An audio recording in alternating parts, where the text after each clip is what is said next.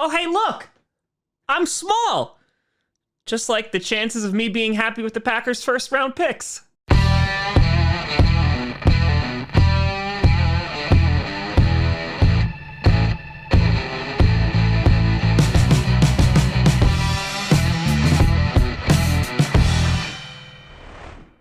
Grossi Packer Nation. Welcome to an episode of Podcast, the podcast where you don't have to Packers fan, but it sure does up. I'm your host, Tom.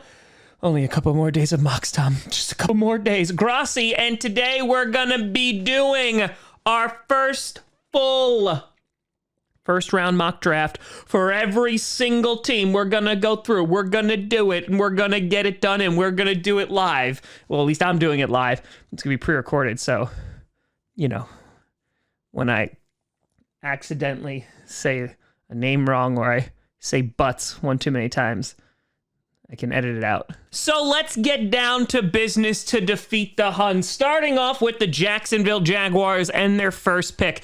The Jaguars, there's been some talks about Trayvon Walker potentially going as the first round pick. That has been picking up a little bit of speed and momentum over these past few days. However, I think they're going to stay with the easy pick here. I don't think it'd be the end of the world if they went with Walker, but I think Aiden Hutchinson is just a safer pick at this point. And so because of that, I have them sticking with Aiden Hutchinson at 1. Moving on to number 2, you got the Detroit Lions. The Lions, they have a couple of options here.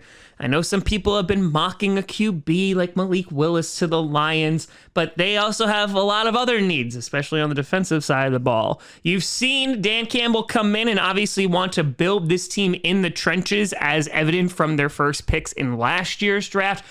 Again, I could be wrong. I don't think they're going to go QB here because I just don't think it makes a lot of sense. Yes, they have an out in Jared Goff's contract after this season, and I don't think the Lions are going to be amazing this year. They can go and draft their QB next year in a much better draft class. So could they decide to go? Absolutely. Will they? I think they're going to wind up passing. And so when looking at where I think they could go, I think Thibodeau makes a lot of sense, though. In some recent mocks, you have seen him fall. I think also a guy like Sauce Gardner makes a lot of sense because, yes, they did draft a CB in Okudah just a couple of years ago, but he's been dealing with injuries and inconsistencies, and so they might decide to go get a top corner. I think they'll stick with Thibodeau just because they'll add a little bit more oomph to that defensive line and be able to get after quarterbacks, and so because of that, I think they'll stick with Thibodeau. Then the Houston Texans at number 3, the team that literally needs absolutely every position.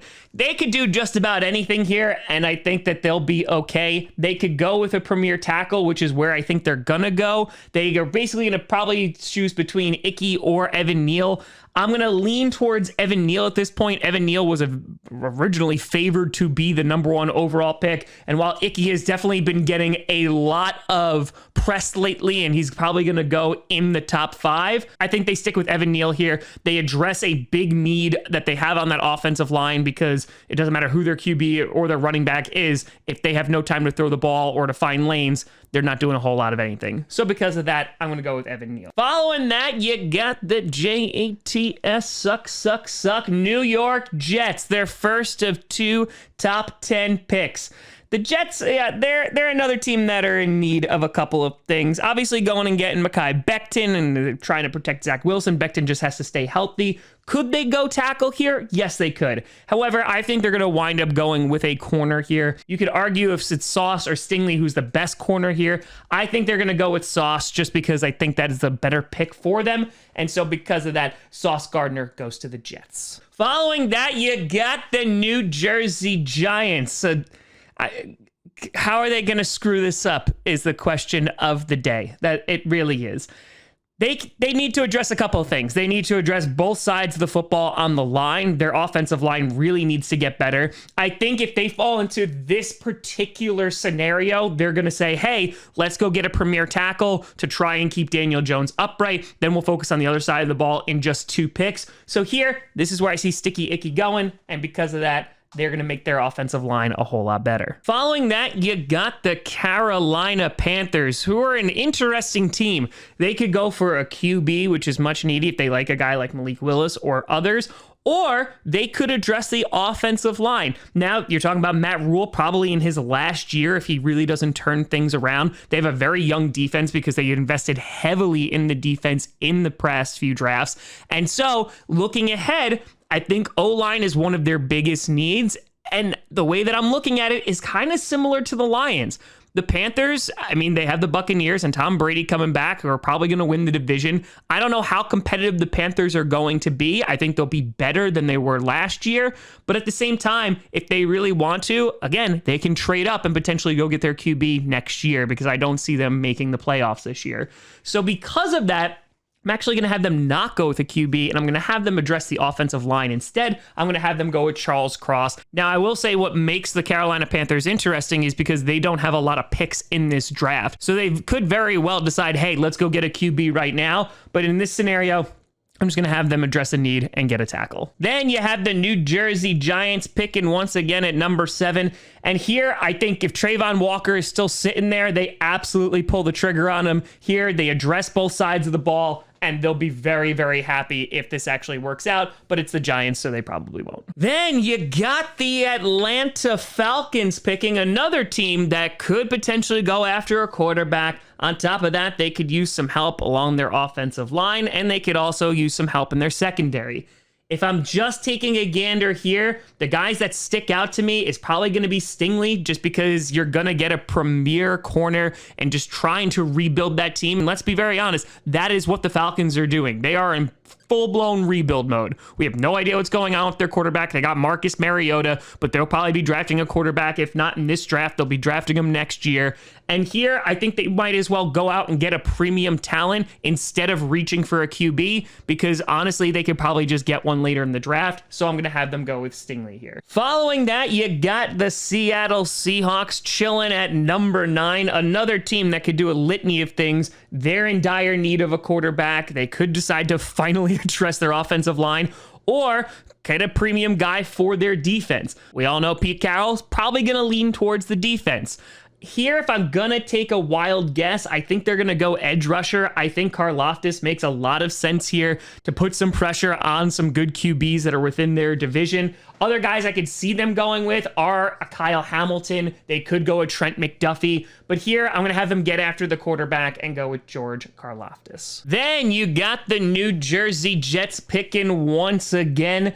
And here, a lot of people are mocking them to get a wide receiver. I'm actually going to agree with that. They could go after Trent McDuffie, and I wouldn't be terribly surprised. But it all depends on if they wind up trading for Deebo Samuel. I think they're definitely going to be in on that. It's going to be a matter of the 49ers are actually going to pull the trigger. So if they do not trade for Deebo Samuel, I think they're going to go with not Drake London, but Jamison Williams here. He does come with a bit of a risk, but I think if his ACL is healthy, he is going to be the best wide receiver in this draft. And because of that, I'm going to go with Jamison Williams. Then number 11, you got the Washington Commanders making their first pick. The Commanders are another team. They basically have the entire board. They can decide to address their secondary. They can go interior offensive line, which is needed. They can go wide receiver because Scary Terry's about to make a whole lot of money. There's a couple places they can go, and I can kind of understand all of them. Hell, they can go after a quarterback. I think if the board falls this way, I think they're going to say, hey, you know, we haven't had a really good safety in a while, and plus you have a talent like Kyle Hamilton. If he falls out of the top 10, I think Washington is just not going to pass up on him. This is a very deep wide receiver class. So because of that, I think they're going to go after Kyle Hamilton here. Then you got the purple incarnation of Satan. You got the Minnesota Vikings at number 12. Here, this is a pretty interesting board for the Vikings. They could decide to beef up that O-line a little bit more. However, I think Trent McDuffie would be great for them. They definitely are in desperate need for some corners. And so because of that, I'm going to have them go with Trent McDuffie. Following that, you got the Houston Texans once again, a team that is in desperate need of a lot of things. They originally went offensive line, and is my earlier pick. And so here, they could decide to continue to build on that offense. Of course, they've locked up Brandon Cooks for a couple more years. So they could get another wide receiver to make it a little bit easier for Davis Mills.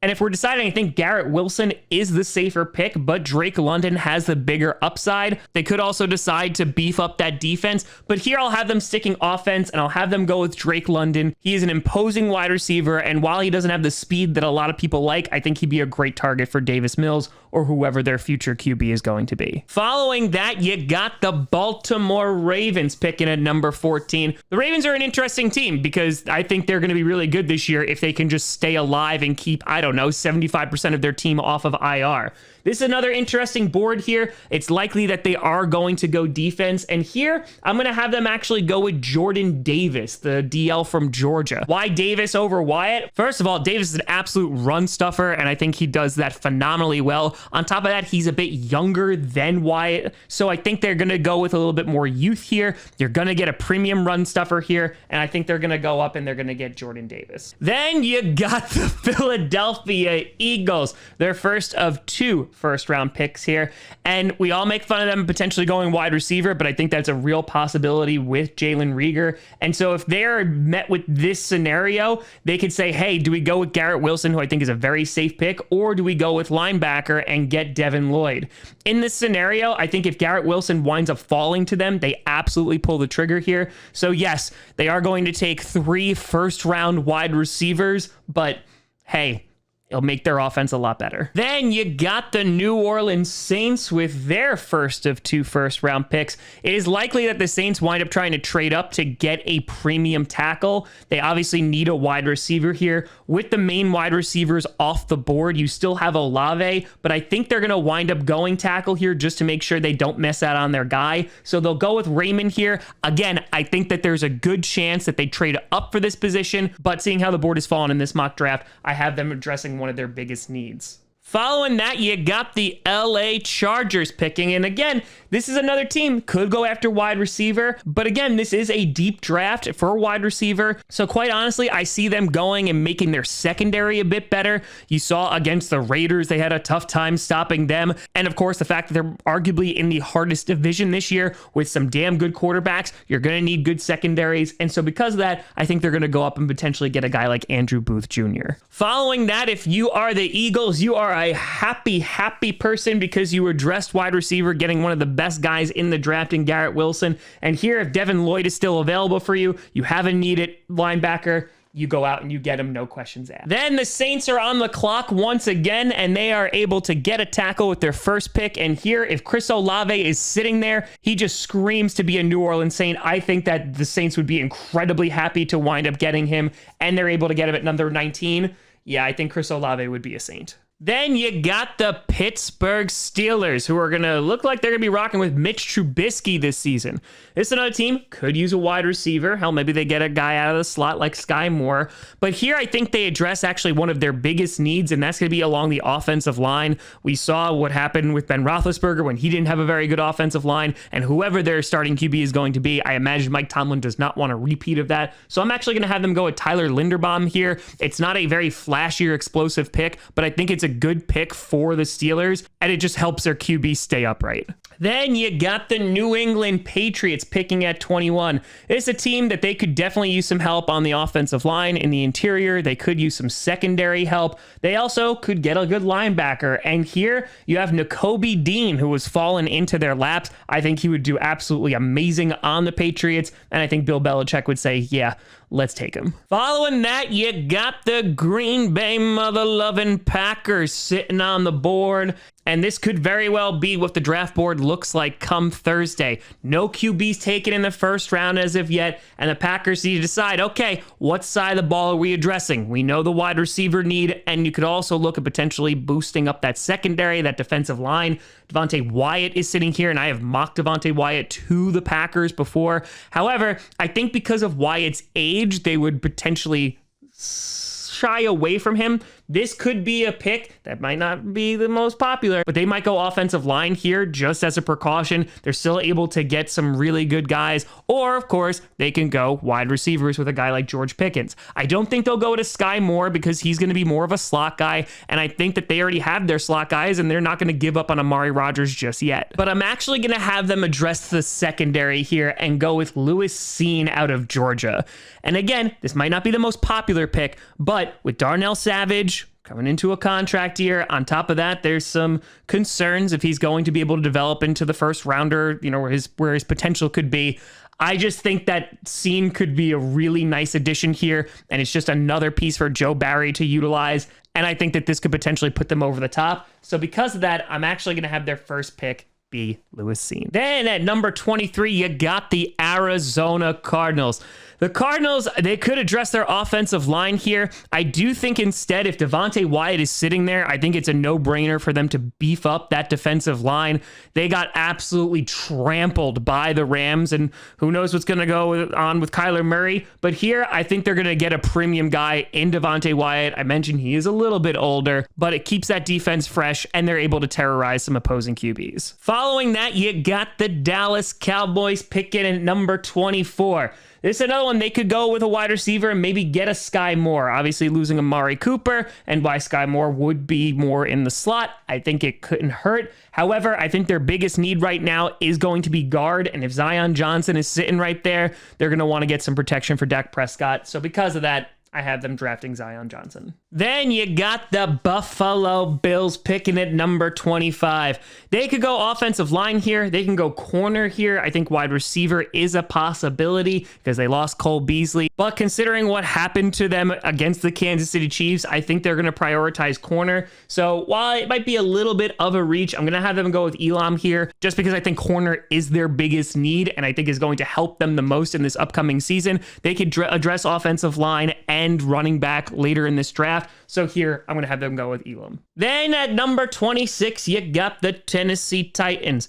An interesting team that could address the defensive line. I know a lot of people are talking about that. They could go after wide receiver after losing Julio Jones. But here, I think they're going to wind up sticking with offensive line. I think they could use a guard. I think they could use a right tackle. And here, I think them going after Tyler Smith would be a smart move. Tyler Smith actually could wind up playing guard based off of his size, but I think Tyler Smith would be a good addition for the Titans and drastically improves that offensive line. Then you got the Tampa Bay Buccaneers picking at number 27.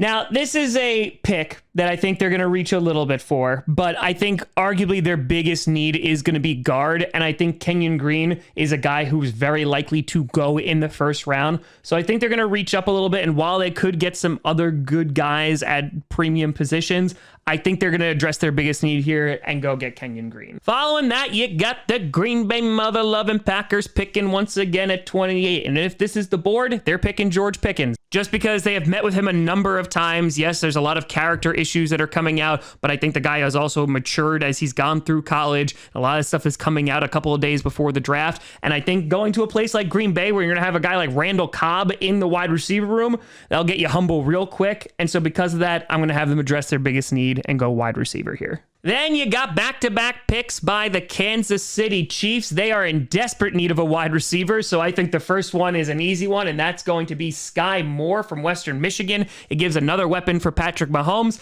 and they attempt to try and replace the production of Tyreek Hill, which is not going to happen with just one guy. Following that, that's where it gets a little bit complicated here. They could go with a guy like Travis Jones and beef up that defensive line. However, I think they're actually going to go with corner here. Petrie makes a lot of sense from Baylor. Again, you're going to be in the AFC in a very difficult division where a lot of really good quarterbacks reside. I think beefing up that secondary is the way to go. So because of that, I'm going to have them go with Petrie. Then you got the Cincinnati Bengals at number 31. The Bengals, they did what they were supposed to do. They made that offensive line better for Joe Burrow in free agency. And now they're going to be probably looking at interior defensive line and or corner. I think corner is a little bit of a bigger need for them. So I think they're going to wind up going up a tiny bit and they're going to wind up getting Daxton Hill from Michigan. He can play slot corner really well. Yeah, you still got Eli Apple, but do you really want to rely on him? So because of that, they go with Daxton Hill and get a little bit more insurance at the position. Then finally, you got the Detroit Lions. And if this is the way the board falls, this is super interesting. Here is the only scenario where I really think that taking Malik Willis would make sense. Because if he works out, you get him on the 5th-year option, you get to have him learn behind Jared Goff, and you get him at 32, there are worse things there. They could go wide receiver here, but I think since the premium wide receivers are gone, I could see them ending this first round with Malik Willis if he's able to fall to the end of the first, which I think is a definitely possibility. So because of that, I have them going after their QB with their final pick in the first round. So here you have it. There is the mock draft as it stands. Only one quarterback taken, as opposed to Maurice Jones-Drew saying there's going to be 4 quarterbacks taken in the top 10. I just think that a lot of teams are going to try and get those other premium positions and then go after the quarterbacks on day 2. But let me know what you think down in the comments below. You guys find me at TomGrossiComedy.com or at TomGrossiComedy, all social media, see down below. Check out Patcast on SoundCloud, iTunes, Google Play Music, Spotify, and of course YouTube. And a big shout and thank you to all the patrons over at patreon.com/TomGrossiComedy and the YouTube members. But thank you so much for watching. I'm Tom Grossi. And as always, go Pack Go.